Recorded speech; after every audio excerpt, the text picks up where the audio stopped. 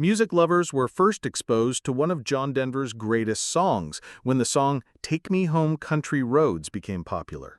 The singer, composer, and actor went on to become one of the most well-known acoustic performers of the 1970s and one of the best-selling musicians of the decade for the next 20 years.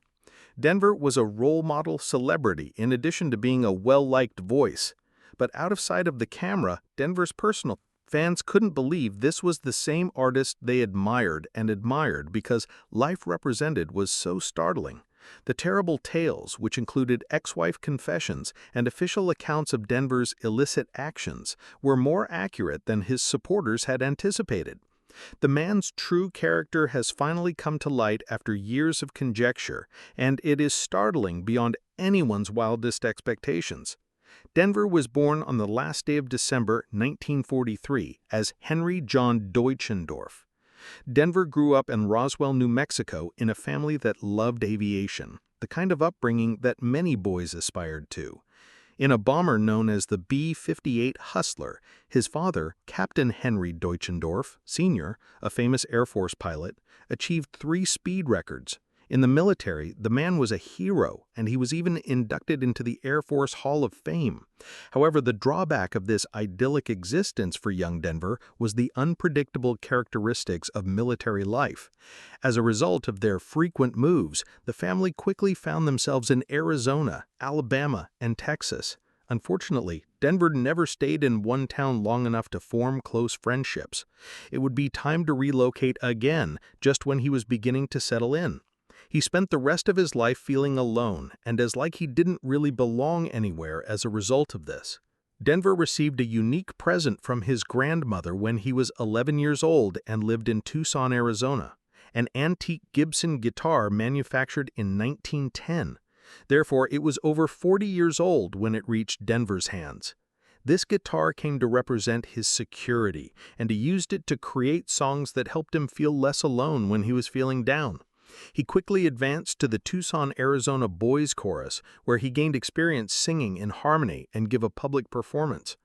He was already doing folk tunes at small shows by the time he was in high school.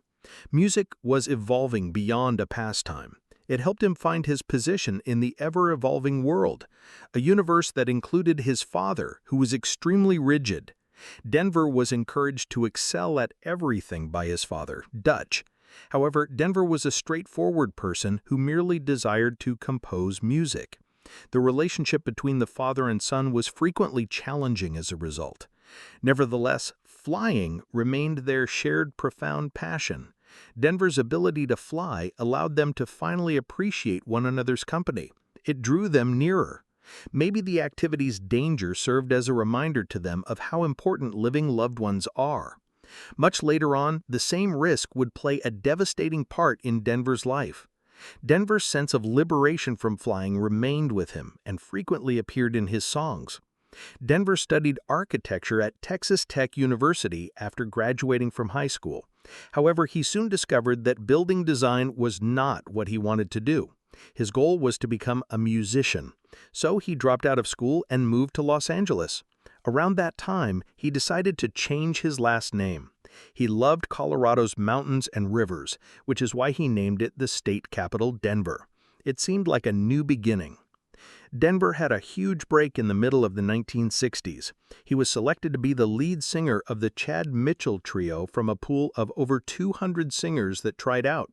This was his first real opportunity in the music industry. It allowed him to perform in front of audiences around the nation.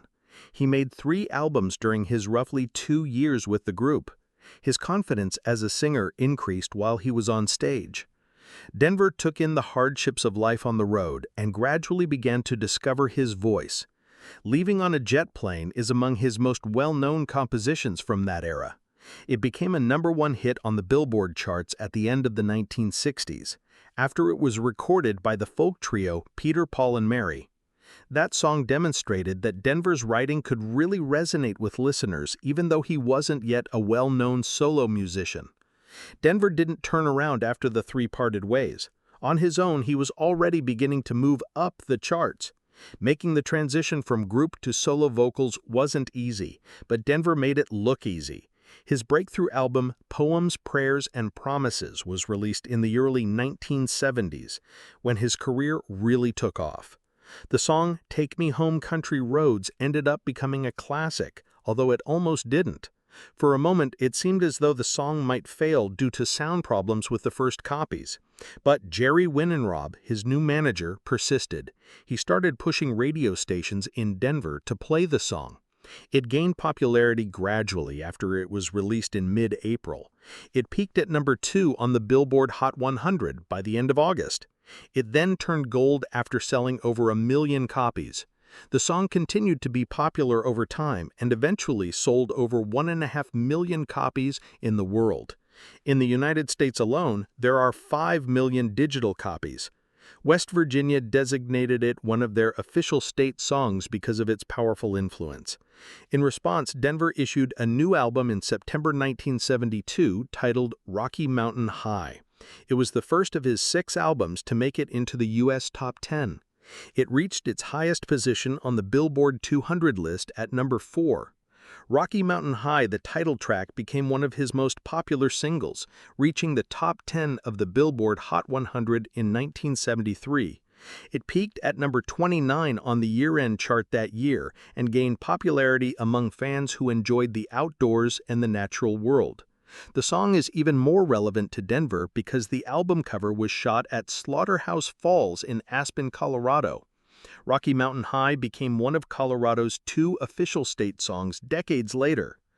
The most prosperous years for Denver were 1974 and 1975. 4 of his songs peaked at number 1 on the Billboard Hot 100 in a span of just 18 months. In March 1974, Sunshine on My Shoulders became the number 1 song. In July, Annie's Song came next. The song Thank God I'm a Country Boy peaked in May 1975. In September of the same year, the I'm Sorry was released. These songs showcased his talent. Some, such as Sunshine on My Shoulders, were kind and optimistic. Others, such as Thank God I'm a Country Boy, were vivacious and joyful. He wrote Annie's Song for his bride in 10 minutes, and it ended up being a traditional wedding favorite. By this time, Denver was widely available on television, radio, and in millions of homes nationwide. He also put out 3 albums during this heyday, all of which went to the top. When Denver's Best Hits was released in 1973, it sold more copies than Elvis Presley and went on to become the best-selling album in RCA Records history. In the U.S., his 1974 album Back Home Again achieved triple platinum status. Then he released Winding in 1975, and it became a double platinum record.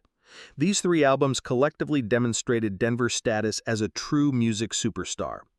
He had written approximately 200 of the approximately 300 songs he produced by the end of his career. He received 4 platinum albums and 12 gold albums altogether. He was one of the most successful singer-songwriters of the 1970s, with over 33 million copies of songs sold worldwide. Denver made a successful and unexpected foray into Hollywood. He co-starred with comedy legend in 1977 in the popular film Oh God, George Burns. Denver had never performed before, but people liked his candor and friendliness. A normal grocery store manager was chosen by God to deliver a divine word in the Carl Reiner-directed film based on an Avery Corman novel. People found it easy to relate to Denver's character because of the authenticity and plausibility of his acting. The film was a huge hit, grossing over $51 million in the U.S. and even receiving an Oscar nomination for its writing. Denver's debut role demonstrated that he was capable of more than just singing, even though he didn't return for the film's sequels. He became one of the rare musicians who transitioned into acting with success. Even though some critics didn't think he could, Denver managed to gain popularity outside of the United States. Jerry Winenrob, his manager, believed it was critical for Denver to establish direct communication with fans abroad. So Winenrob organized a number of television specials for British viewers, in spite of some skepticism. He explained that they would go directly to the people because the critics wouldn't make Denver a celebrity. The plan was a huge success. Denver gained fans in Britain and contributed to the building of a devoted following throughout Europe with his kind demeanor and distinct singing voice. These specials demonstrated the potential of television as a powerful medium for showcasing artists to the public and contributed to making Denver a global celebrity. Anyone's Primetime Emmy Award was even given to his special An Evening with John Denver. He performed with friends, told stories, and sang his songs. In many other specials, his music was played in homes across the nation and the world. He was one of the most loved performers since every performance felt intimate. Performers of his era. However, Denver wasn't merely a singer. He addressed the U.S. Senate in the middle of the 1980s. Parents were asking for warning labels on music they felt was too offensive. At the time, Denver defended free speech despite his reputation for soft-spoken songs. One of his songs, Rocky Mountain High, was originally banned because it was mistakenly started a project called Planted 2000 with the goal of restoring forests and planting trees. He began to value his charitable endeavors equally to his musical career. But he had a horrible personal life. His union with Annie Martell was a dream come true. Together, they adopted 2 children, and in just 10 minutes, Denver composed Annie's song for her. However, the issues in their relationship increased along with his notoriety. Annie frequently felt lost in his shadow and invisible. They made the decision to have a divorce in the early 1980s. What came next was terrible and messy. Denver was typically kind in public, but in private he was quite different. He reportedly grew irascible and erratic. The divorce was heartbreaking and bitter. After Annie chopped down several of Denver, lost control of his cherished oak trees at their Aspen, Colorado home. He arrived with a chainsaw and tore their furniture to pieces rather than argue. Even their bed was cut in half by him. It was a startling instance, a sinister representation of a failed marriage. Witnesses and friends found it hard to believe that this was the same quiet singer they knew. However, Denver was the one who had submit a divorce petition. His pristine, wholesome reputation was tarnished by the abuse described in the court documents. Even several of Denver's past managers acknowledged that he had a terrible temper, and friends backed Annie's side. Despite Annie's silence after the divorce, Denver's reputation had already suffered. A lot of people who had before admired him started to view him very differently. When Denver first met Cassandra Delaney, an Australian singer and actress, at a Sydney hotel in the mid-1980s, she caught his attention right away while he was playing in the hotel bar. Their romance progressed swiftly. With close friends and family, they had a stunning mountain wedding by the late 1980s. Although it appeared to be a fairy tale, there were problems right away. Later, Cassandra claimed that it was really difficult to be with a famous man. She was significantly younger than Denver. His popularity followed them everywhere, and he was prone to mood swings. Although they appeared flawless to the outside world, tension existed behind closed doors. Jessie, their daughter, was born in the late 1980s. For years, Denver had thought that a childhood disease prevented him from becoming a parent. The birth of Jessie felt similar to a miracle. Some even questioned whether they had her with medical assistance. Denver became more domineering when Jessie was born. Cassandra felt his growing aloofness and jealousy. Their brittle bond started to deteriorate. Cassandra was interviewed by an Australian magazine in the mid-1990s. Denver, according to her, had no real pals. Employees feared him. Secretaries frequently sobbed and resigned. He appeared polite to the outside world, but in private, he was quite different. He frequently insulted and yelled at her. She silently suffered for a while to see if he might change, but all to no avail. Early in the 1990s, they split up, and the divorce was finalized a few years later. It was a hard legal battle. Denver accused Cassandra of making him look ridiculous and filed a multi-million-dollar lawsuit against her. Cassandra fought to maintain custody of Jessie. Denver's book later discussed this. He claimed that the divorce caused him great pain. He was never the same after that. In the late 1990s, he published his autobiography, Take Me Home. Many fans were stunned. He wrote about his use of cocaine, LSD, and cannabis. He acknowledged cheating on both of his spouses as well. Affairs had even plagued his first marriage to Annie Martel, the subject of the ballad Annie's Song. He admitted in his writing that he occasionally behaved more forcefully than was appropriate. One story caught our attention. During a confrontation, he once cut a bed in half with a chainsaw. His impeccable image was shattered. Fans witnessed a hitherto unimagined aspect of him. In the 1970s, Denver was one of the most known singer-songwriters in America. With his gentle voice and acoustic style, he captured the hearts of millions of people and rose to the top of the music charts. He released 25 albums with the label RCA, 13 of which were gold and 8 of which were platinum. His greatest hits album was RCA's best-selling record ever. However, things began to change by the mid-1980s. Denver's sound was out of step with the trend towards heavier synthesizers and drum machines in music. Following RCA's sale to General Electric, it decided to cut costs and focus on up-and-coming performers. They let him go despite Denver's long and fruitful relationship with them. He was stunned. He had recently completed One World, which he assumed would be his second album with them, and he felt that a contract renewal was ensured. Instead, RCA decided to move on, thinking they could make more money from other performers. Denver said he had taken advantage of, despite the many profits he had generated for them over the years. He had to release his subsequent albums under his own label, Windstar, since no other label was willing to sign him. It was a difficult lesson. Even well-known artists can fall behind when commercial goals and music trends change. Denver flew more than 20,000 hours over the years. He obtained licenses to operate single-engine, multi-engine, and gliders, and even more lightweight than airplanes. But his personal problems began to catch up to him in the 1990s. Denver was arrested twice for driving while intoxicated. The Federal Aviation Administration took action, which mandates that pilots possess a current medical certificate attesting to their fitness for flight. They declined to renew his medical certificate after his second arrest. His pilot's license meant nothing without that certificate. He would have needed to demonstrate that his drinking problem had been resolved, but he never got that process done. His greatest pleasure had been flying, but now he was deprived of it as well. The way he complied with the FAA's directives only made matters worse. He either ignored or returned unopened the certified letters they sent him requesting that he surrender his medical certificate. This produced a legal loophole. The FAA was unable to complete the process of revoking his license since he never accepted the letters. He could still fly, theoretically, but not because he was physically capable of doing so.